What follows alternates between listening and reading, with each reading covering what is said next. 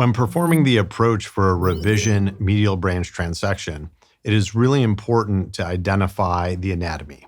The first thing you're going to notice is there's an entire wall of scar that is present over the lateral aspect of the facet joint, covering the transverse process.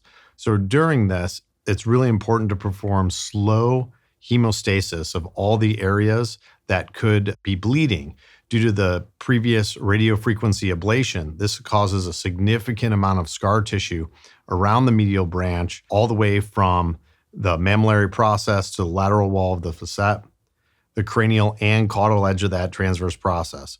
So when you're doing your approach, it's very important to start identifying these landmarks, slowly dissecting through that soft tissue, because you never know if there's going to be a bleeder or the medial branch itself underneath that large wall of scar.